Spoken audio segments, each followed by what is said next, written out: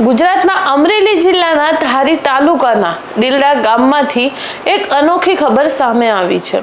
અહીંના પ્રગતિશીલ ખેડૂત ઉકાભાઈ ભટ્ટીએ એવું કામ કરી બતાવ્યું કે લોકો દૂર દૂરથી તેમનું ખેતર જોવા માટે આવી રહ્યા છે અને દાવો એવો કરવામાં આવી રહ્યો છે કે તેમણે એક જ આંબાના ઝાડ પર 14 અલગ અલગ પ્રકારની કેરી ઉગાડી છે।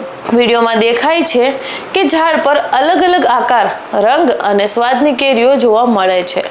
કેટલીક કેરી લાંબી છે, કેટલીક ગોળ, તો કેટલીકનો રંગ પણ જુદો દેખાય છે।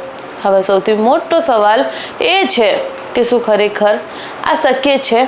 તો જવાબ છે હા। ખેતી ગ્રાફ્ટિંગ ટેકનિક દ્વારા આવું બની શકે છે। ગ્રાફ્ટિંગ એટલે શું?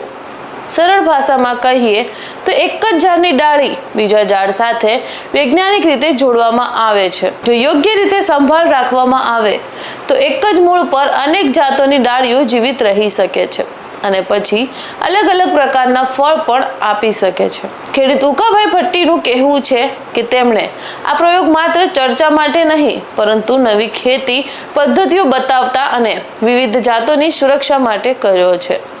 માહિતી મુજબ આ ઝાડ પર કેસર, આંબાપાડી, નીલમ, દશેરી અને અન્ય લોકપ્રિય જાતની કેરીઓ ઉગાડવામાં આવી છે।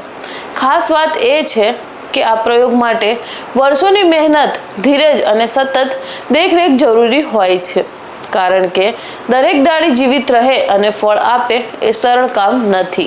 સોશિયલ મીડિયા પર આ વિડીયો ઝડપથી વાયરલ થઈ રહ્યો છે।